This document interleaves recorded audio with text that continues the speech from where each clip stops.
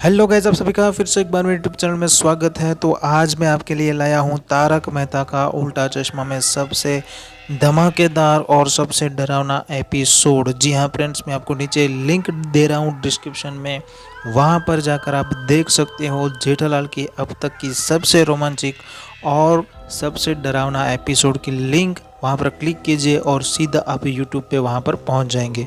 दरअसल होता यह है कि बरसात का मौसम था और जेठालाल देर रात से दुकान से घर जा रहा था और उसी बीच बारिश भी बहुत तेज़ हो रही थी और हवाएं भी बहुत ही तेज़ चल रही थी। और उसी बीच आप जो फोटो में देख रहे हैं वो लड़की जेठालाल के सामने आ जाती है और जेठालाल को कई जगह का पता पूछती है। और जेठालाल जैसे ही उसको पता बोलता है और लड़की बोलती है कि मैं सिर्फ 2 मिनट में वहाँ पर पहुँच जाती हूँ। ऐसा सुनकर जेठालाल के होश उड़ जाते हैं और पलक झपक के ही ये लड़की वहाँ से गायब हो जाती है। और उतने में ही जेठालाल बिल्कुल डर जाता है कि ये सफ़ेद साड़ी पहने हाथ में छाता लेके लड़की अचानक गायब कहाँ हो जाती है। और ये बात का डर जेठालाल के दिमाग में बैठ जाता है और जैसे तैसे करके जेठालाल घर पहुंचता है और सारी कहानी बापूजी और सोसाइटी वालों को बताता है, लेकिन कोई भी उसकी बातों पे विश्वास नहीं करता। जैसा कि मैंने बताया कि बारिश बहुत हो रही थी और लगातार बारिश रात को भी शुरू थी, लेकिन अचानक बापूजी जो है वो पानी पीने उठते हैं और जैसे ही वहाँ पर जाते हैं तो उन्हें सोसाइटी के कंपाउंड में बापूजी को भी ये लड़की देखी। और जैसे कि जेठालाल ने बताया था कि एक सफ़ेद कलर की साड़ी पहने हुए लड़की उनको रास्ता पूछा था और अचानक गायब हो गई, वही लड़की अब बापूजी ने भी देख ली थी।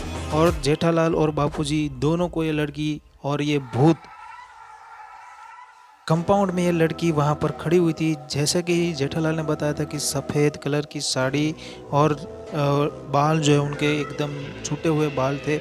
ये देखकर बापूजी को पसीना छूट रहा था और बापूजी का वही बात बापूजी को भी दिमाग में बैठ गई कि कहीं ना कहीं हमारी सोसाइटी में भूत है।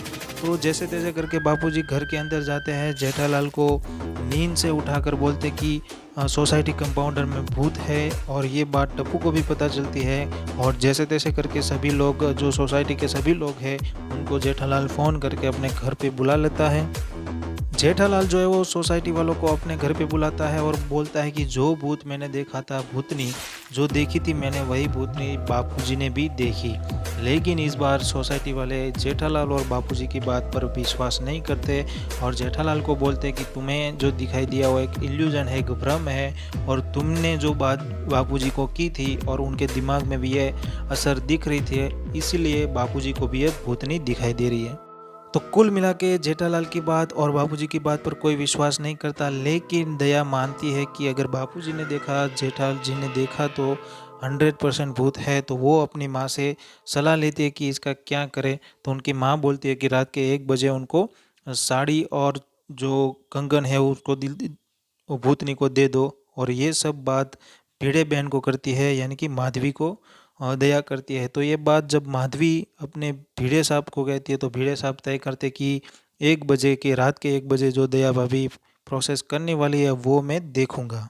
तो कुल मिलाकर रात के 1 बजे दया भाभी जो है वो सफ़ेद साड़ी पहने, एक कंगन और जो कुमकुम है वो साड़ी, ये सब लेकर कंपाउंड में जाती है और ये सब भिड़े देखता है। लेकिन भिड़े जैसे ही दया बहन चली जाती है तो भिड़े ने भी वही भूतनी देखी और उसी कंपाउंड में देखी।